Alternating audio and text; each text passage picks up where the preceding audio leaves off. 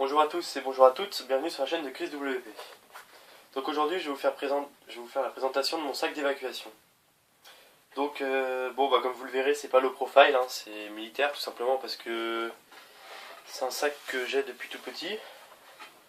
Donc je l'ai acheté il y a assez longtemps, à peu près 30 € sur eBay. Je l'ai acheté sur eBay.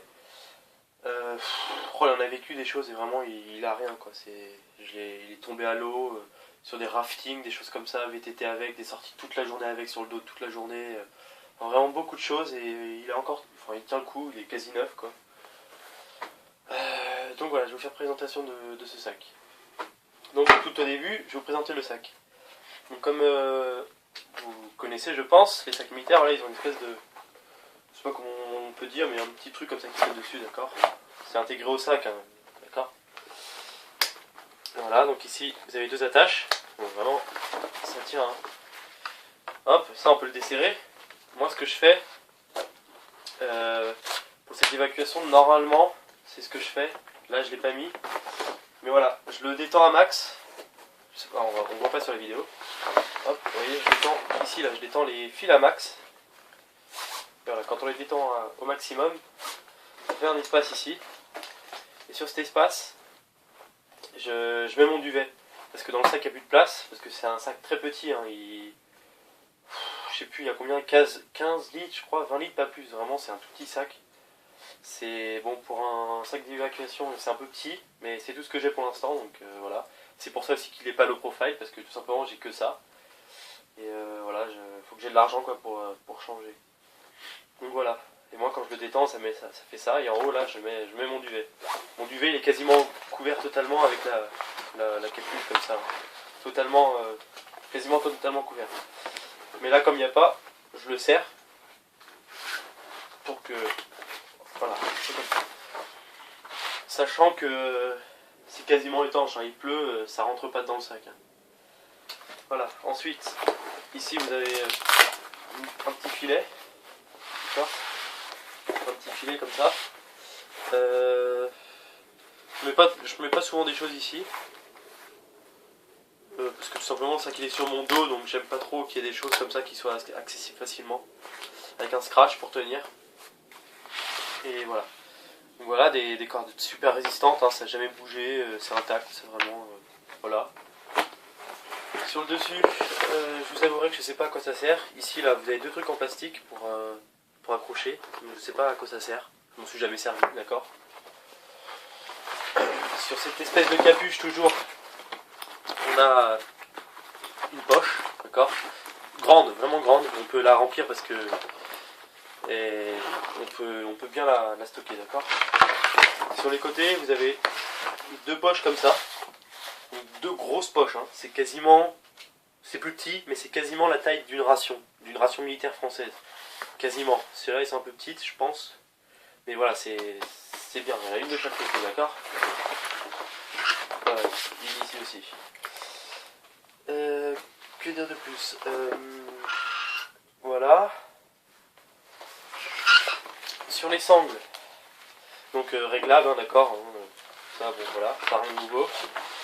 Ici, des petits passants molles, voilà, à peu près partout, je m'en suis jamais servi, parce que c'est tout, c'est comme ça, voilà. Ensuite, une ceinture au niveau des hanches, bon c'est pas au niveau des hanches, ça arrive ouais, quasiment au nombril, mais franchement ça tient vraiment bien. Un bon réglage, même si vous avez une grosse doudoune ou quoi, voilà, vous pouvez le rafraîchir.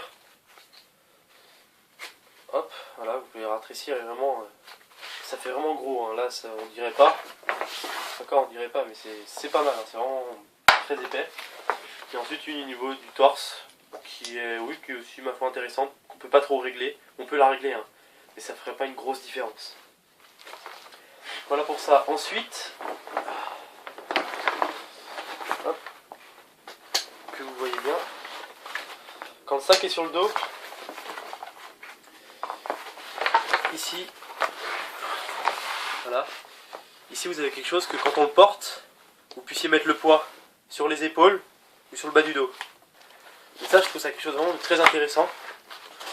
Parce que c'est vrai que parfois dans des marches, un sac pesant, là je l'ai pesé, il fait 6 kg.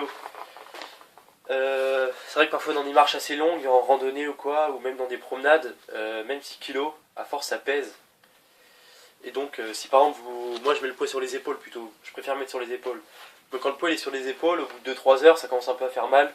Tout simplement, c'est accessible, d'accord, même quand il est sur le dos c'est accessible. Hop, vous tirez là, ça va descendre tout seul comme il y a du poids. Et voilà, ça va réguler, ça va remettre un peu le poids sur le bas du dos. Vous laissez ça un peu et vous réglez. Tout ça sans enlever le sac du dos, donc c'est ça qui est intéressant. Voilà, ça c'est vraiment quelque chose que je trouve très très très bien sur ce sac, c'est que vraiment on peut régler comme on veut le sac, même au niveau des sangles et tout pour tenir, vraiment. Quand on est sur dos, ça tient et ça bouge, mais vraiment pas. Voilà, ensuite, ici là vous avez quelque chose pour le tenir à la main, donc d'accord, une petite poignée pour le porter, elle est résistante. Hein. Mais donc je crois qu'elle tient que à ce niveau là, elle tient pas plus haut, elle tient pas plus bas, je veux dire les sangles elles descendent pas jusqu'en bas, c'est jusqu'ici. Ensuite, donc tout le dos ici, c'est rembourré. Pas anti-transpirant, donc c'est vrai que quand vous faites des marches, vous transpirez du dos. Mais c'est pas excessivement, hein, d'accord. Et par contre, très très confortable. Là, vous voyez pas, mais il y a à peu près ça de mousse. Donc vraiment, c'est, je sais pas si on le voit, tout ça. C'est vraiment mou là. Là, il y a des trucs durs derrière, mais on le sent vraiment pas. C'est vraiment très mou et très agréable. Et pareil, les épaules, enfin je sais pas comment on va dire, les sangles pour les bras. Larges, elles sont larges, donc ça c'est bien parce que ça fait pas mal aux épaules, c'est pas fin, ça coupe pas, même avec des longues marches ça coupe pas les bras. Et pareil ici c'est un petit peu mou, pas trop, mais franchement au bout de 6 heures, franchement vous sentez vraiment rien, c'est vraiment un sac très agréable au port, hein. Même si vous mettez beaucoup, c'est vraiment un sac très très agréable. Voilà, je crois que j'ai tout dit pour le sac. Si vous aurez d'autres questions sur le sac, vous m'envoyez un message, je vous répondrai. Mais là, je vois pas d'autres. Donc on va commencer par... je vais commencer par vous montrer ce qu'il y a dedans. Donc la petite poche du dessus, là, la capuche comme j'appelle ça, d'accord, ce qu'il y a dessus sur le sac. C'est une poche où je mets des choses que je dois accéder rapidement. S'il y a quelque chose, que je dois accéder rapidement, d'accord. Donc on a une casquette, pas le profile non plus, une casquette militaire encore. Tout simplement, si ça tape le soleil, j'ai pas envie de vider mon sac pour trouver une casquette. Donc dans une poche de devant.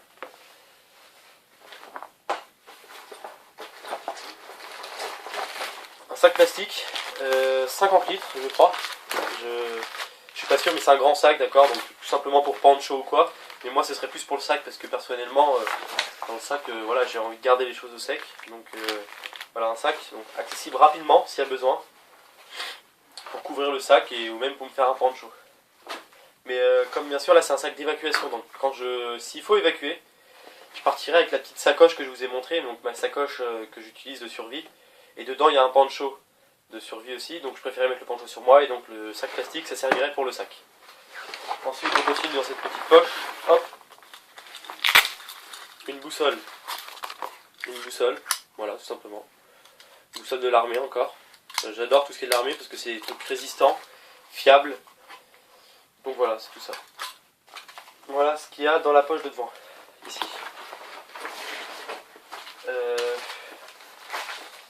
Voilà, j'ai une boussole. Par contre, j'ai pas de carte encore.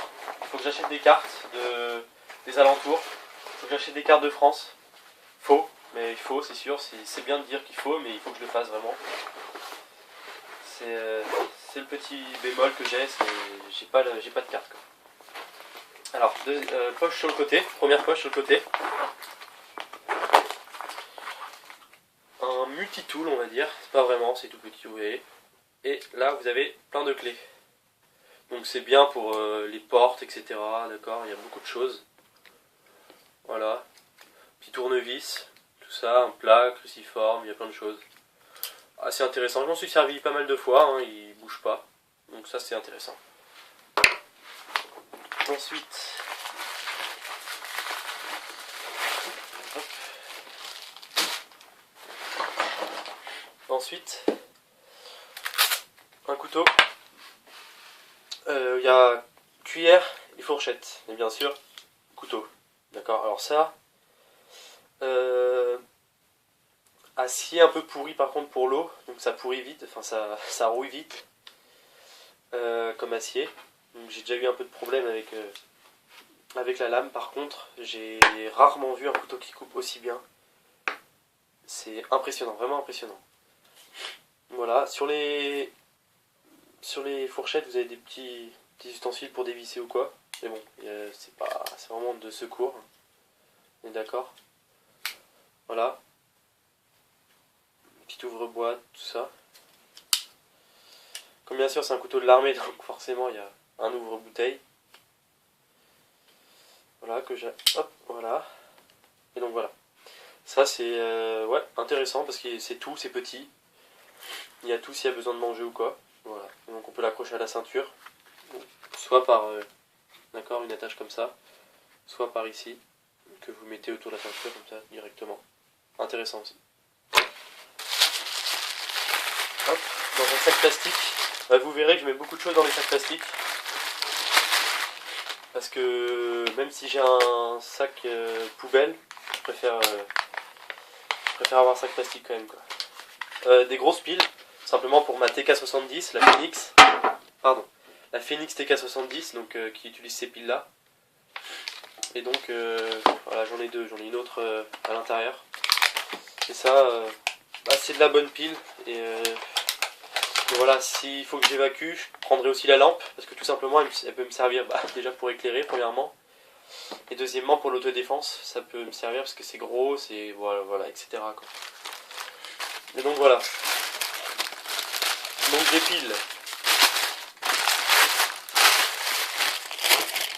Donc dans cette poche, c'est tout. Première poche vide, donc je ne sais pas si vous allez voir la taille de la poche, mais voilà, j'y rentre vraiment facilement mon bras. D'accord. Et elle doit bien faire quasi 30 cm de profondeur. Deuxième poche. Deuxième poche latérale. Je vais essayer de monter un peu. Voilà. Deuxième poche latérale. Alors voilà, chaque fermeture de chaque côté, il y a des petits fils pour que ce soit plus simple. Et puis ça n'ait pas trop de bruit, d'accord. Fermetures, elles sont assez dures. Par contre résistantes. Bon, je les ai ouvertes je sais pas combien de fois et ça tient vraiment bien. Tout simplement, c'est un sac d'évacuation. L'évacuation, moi, sincèrement, hein, je pense pas qu'il faudra que j'évacue des années. Même si à côté de chez moi il y a des bois, donc s'il faut que j'évacue vraiment, qu'il y a un problème dans ma ville ou quoi, il faut évacuer rapidement, qu'il y ait une émeute ou quoi. Moi je vais dans les bois derrière chez moi, je vais dans la forêt. Dans la forêt, hein, je pourrais trouver de l'eau, il y a des étangs et tout ça. Mais ça c'est en cas de secours, vraiment si je commence à avoir vraiment très soif, j'ai de l'eau. Et voilà, bon c'est pas beaucoup, hein, c'est un demi-litre, mais ça peut toujours aider. Les gens ils vont me dire oui, mais bon ça sert à rien, un demi-litre, mais bon, c'est toujours ça. D'accord, un demi-litre, c'est un demi-litre. Ensuite, la corde, c'est pas de la paracorde, c'est de la corde assez résistante. Ça, ce serait plus si je fais un abri ou quoi avec ma bâche, ce serait pour l'accrocher aux arbres, etc.